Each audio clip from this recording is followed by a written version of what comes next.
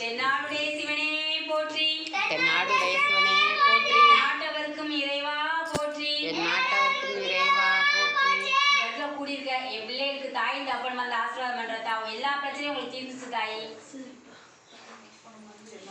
இல்ல யார் தாயி நெருப்பா பத்தி எரியுதுன்னு சொல்லியிருக்க? யார் தா வந்து வரத்தை வாங்கத்தா?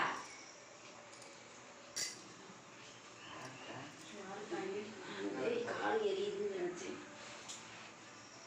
காலெல்லாம் எரியுது. அந்த எரிச்சலை குறைச்சு கொடுன்னு கேட்டுக்கா? கேட்டேன். ரொம்ப எரியுது, படுக்க முடியல.